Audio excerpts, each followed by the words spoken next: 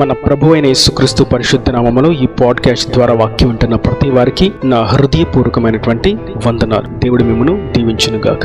కీర్తనల గ్రంథం 105వ కీర్తన 24వ చరణం చివరి మాట, వారి విరోధుల కంటే వారికి అధిక బలము దయచేసెను. చదివినటువంటి వాక్య భాగంలో యెహోవా తన జనులను ప్రేమించి తన జనుల యొక్క విరోధుల కంటే తన జనులకు అధిక బలమును ఆయన దయచేసెను అనే విషయాన్ని మనం గమనిస్తాం. దేవుడు శత్రువుల యొక్క బలమును కంటే తన జనుల యొక్క బలమును అధికము చేశాడు. మరియు ఆయన శత్రులను ఓడించడానికి తన జనులకు బలమును ఇచ్చాడా, వారిని అదములను చేయడానికి, వారిని హింసించడానికి, వారిని పాడు చేయడానికి దేవుడు తన జనులకు బలమును అధికము చేశాడా అంటే కానే కాదు. దేవుడు ఎప్పుడు తన జనులకు వేరొక జనులకు అని వ్యత్యాసం లేదు గాని సర్వజనులు కూడా ఆయన రూపంలో రూపించబడిన వారే, ఆయన చేత రూపించబడిన వారే, ఆయన ద్వారా సృష్టించబడిన వారే. అయితే తన జనులకు మరియు విరోధులైనటువంటి జనులకు అనేటువంటి మాటను ఇక్కడ చూసినప్పుడు దేవుడు కూడా ద్వేషించే జనులు ఉంటారు అన్నట్లుగా మనకు అనిపిస్తూ ఉంటుంది. అయితే మనం జాగ్రత్తగా గమనించినట్లయితే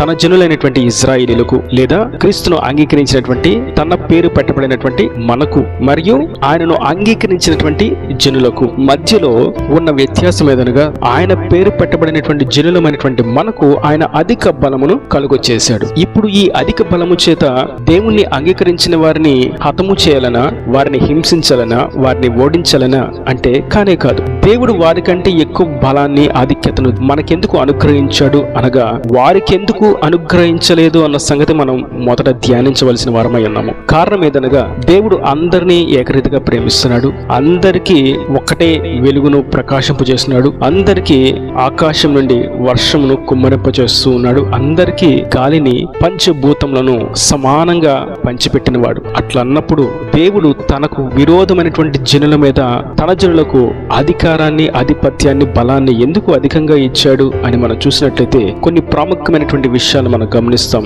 అనేకము ఉన్నప్పటికీ ఒక విషయాన్ని మీకు గుర్తు చేయడానికి ప్రయత్నం చేస్తాను. అది ద్వితీయోపదేశ కాండము 2వ అధ్యాయము 26వ వచనం. అప్పుడు నేను కెదేమోతు అరణ్యంలో నుండి హెష్బోను రాజైన సీహోను యొద్దకు దూతలను పంపి నన్ను నీ దేశము గుండా దాటిపోనిము, కుడి ఎడమలకు తిరగక త్రోవనే నడిచిపోవుదును, నా యొద్ద రోకలు తీసుకొని తినుటకు భోజన పదార్థములు నాకిమ్ము, నా యొద్ద రోకలు తీసుకొని త్రాగుటకు నీళ్ళిమ్ము. ఇక్కడ చదివినటువంటి వాక్య భాగంలో ఇజ్రాయేలీలు దేవుని మాట చొప్పున ఐగుప్తుల నుండి కనాను దేశానికి ప్రయాణిస్తూ ఉన్నారు, పయనం చేస్తూ ఉన్నారు. వీరు ప్రయాణిస్తున్నటువంటి మార్గాల్లో అనేకమైనటువంటి ప్రాంతాలను దాటి వెళ్ళవలసిన వారుగా ఉన్నారు. ఇదే సందర్భంలో వీరు కేదేమోతు అరణ్యంలో నుండి హెష్బోను మీదుగా వెళ్ళవలసిన వారుగా ఉన్నారు. ఆ హెష్బోను రాజు అయినటువంటి సీహోనుకు ఒక వర్తమానాన్ని మోషే పంపించాడు. రాజా, మేము మీ ప్రాంతం గుండా మా గమ్యానికి చేరవలసిన వారమై ఉన్నాము. మేము మీ ప్రాంతంలో నుండి మీకు ఇబ్బంది కలగకుండా తిన్నని త్రోవలో మేము నడిచి వెళ్ళిపోతాం. మా జనుల వలన మీకు ఎటువంటి ఇబ్బంది కలగదు.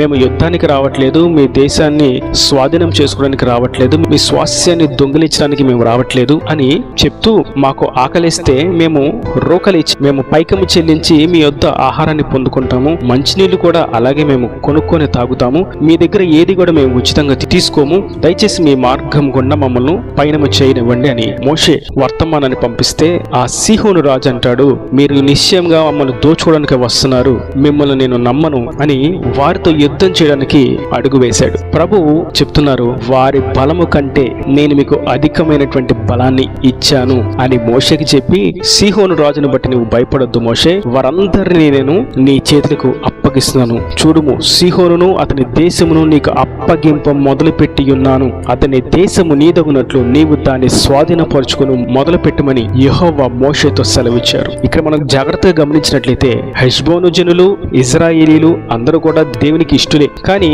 ఈ హెష్బోనీయులు ఇజ్రాయేలీలకి సహాయాన్ని అందించకపోగా, వారికి ఆటంకం కలిగించకుండా ఉండకపోగా, దానంతటికంటే మించి వారికి ఆటంకాన్ని కలుగు చేయడానికి, వారిని ఓడించడానికి, వారి జీవితాలను పతనం చేయడానికి, యుద్ధం చేయడానికి వారు బయలుదేరారు. ఈ కారణము చేత ప్రభు అంటున్నారు, నీ విరోధుల కంటే అధికమైన బలమును నేను నీకు అనుగ్రహించితిని. కారణం, విరోధులు మనకు సహాయం చేయకపోగా మనలను పడవేయడానికి, మనలను పతనము చేయడానికి, మనలను అణగర్చివేయడానికి ప్రయత్నం చేస్తున్నారు. కనుకే నీ విరోధుల కంటే అధికమైన బలమును నేను నీకు అనుగ్రహిస్తున్నాను. వారికంటే అధికమైన జ్ఞానమును, వారికంటే అధికమైనటువంటి బుద్ధిని, కుశలతను, వారికంటే అధికమైనటువంటి ఆధిపత్యాన్ని దేవుడు తన జనులమైనటువంటి మనలకు ఆయన అనుగ్రహించి ఉన్నాడు. కేవలం వారు మనకి విరోధముగా కాలు ఎత్తుట చేత, కేవలం ఈ ఒక్క కారణము చేతే ప్రభు ప్రతి చోట తన జనులకు ఆధిపత్యాన్ని ఇస్తూ వచ్చాడు. ఇది హెష్బోను రాజైనటువంటి సీహోనుకు దేవుడు జరిగించినటువంటి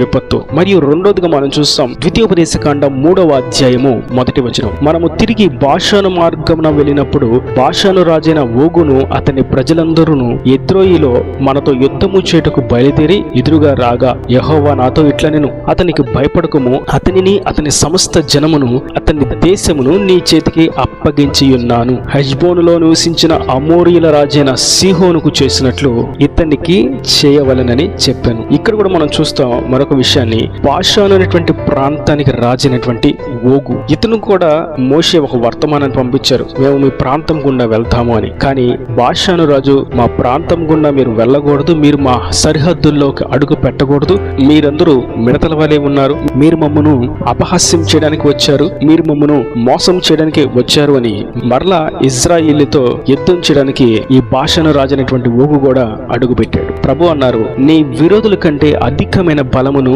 నేను నీకు అనుగ్రహించాను. నీవు నేను చెప్పిన మార్గంలో వెళుతూ ఉండగా నీకు ఆటంకం కలిగించేటువంటి ప్రతి క్రియ మీద, ప్రతి శత్రు తంత్రాల మీద, సాతాను యొక్క బాణాల మీద, శత్రు క్రియల మీద నేను నీకు అధికమైనటువంటి బలమును అనుగ్రహించి ఉన్నాను. కారణం, ఆయన మాట చొప్పున మనం అడుగు వేస్తూ ముందుకు సాగిపోతూ ఉండగా ఆ మార్గంలో ఆటంకాలను కలిగించడానికి శత్రువు పన్నుతున్నటువంటి పన్నాగాల మీద దేవుడు మనకు అధికారాన్ని ఇవ్వకపోతే మనం వారి బలం కింద బానిసలుగా మార్చబడిపోతాం. ప్రభు తన జనులను ఎప్పుడూ బానిసలుగా మార్చడు. తన జనులను స్వేచ్ఛయుక్తులుగా ఆయన నిలబెడతాడు. తన జనులను బలమైనటువంటి జనాంగంగా మారుస్తాడు. తన జనులను అధికారులుగా ఆయన నిలబెడతాడు. ఎక్కడ కూడా ఆయన తన జనులను బానిసలుగా అప్పగించడు. అది పాపమైనా, సాతాను క్రియలైనా, అది మనుషులైనా, వ్యసనాలైనా, ప్రతి క్రియ మీద, దేవుని మార్గానికి ఆటంకం కలిగించేటువంటి ప్రతి తంత్రము మీద దేవుడు తన జనులకు అధికమైనటువంటి బలాన్ని, అధికారాన్ని అనుగ్రహించి ఉన్నాడు. ఈ వాక్యం వింటున్నటువంటి నా ప్రియ సహోదరులారా, మీ చుట్టూ ఉన్నటువంటి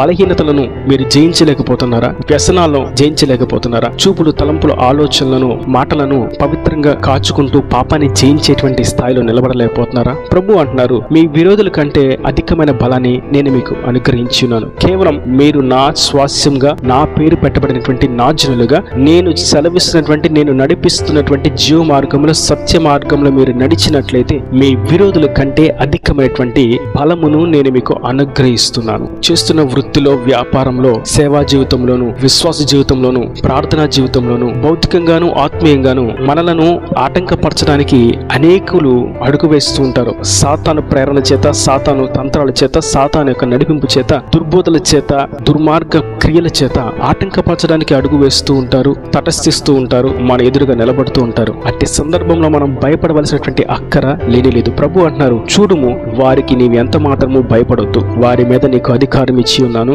వారి మీదను, వారి దేశము మీదను, వారి అధికారము మీదను నేను మీకు అధికమైనటువంటి బలాన్ని, ఆధిక్యతను, శక్తిని ఇచ్చి ఉన్నాను. వారిని ఓడించి వారి దేశమును మీరు స్వతంత్రించుకుని అని ప్రభు ఆనాడు ఇజ్రాయిలీలకి సెలవిచ్చిన రీతిన నేడు మనకు ఆయన సెలవిస్తూ ఉండగా మనము మన శత్రువుల కంటే అధికమైనటువంటి బలమును పొందుకొని ఉన్న వారముగా గుర్తించి దేవుని చెయ్యి పట్టుకొని దేవుడు నడిపిస్తున్నటువంటి పవిత్రమైన జీవ మార్గమును మనం పయనిస్తూ గమ్యానికి చేరుదుముగాక. పరలోక రాజ్యానికి వెళ్లేంత వరకు ఈ ఆత్మీయ జీవితంలో అనేకమైనటువంటి ఒడిదుడుకులు, అనేకమైనటువంటి ఆటంకాలు, అనేకమైనటువంటి బలహీనతలు, వెనుకకు లాగేటువంటి పరిస్థితులు, అప్పుల సమస్యలు, ఆర్థిక ఇబ్బందులు, అనారోగ్య సమస్యలు, అసమాధాన క్రియలు, కోపోద్రేకాలు, ప్రేమలేనితనము, సజ్జన ద్వేషులు, ఇటువంటి క్రియల చేత ఈ ఆత్మీయ మార్గములకు వెనుకకు లాగుబడేటువంటి పరిస్థితులు ఎదురవుతూ ఉంటాయి. అటువంటి సందర్భంలో ప్రభు సెలవిస్తున్నారు, మీరు భయపడొద్దు, మీ శత్రులందరికంటే, మీ విరోధులందరికంటే అధికమైన బలమును నేను మీకు అనుగ్రహిస్తున్నాను. నేను చూపిస్తున్నటువంటి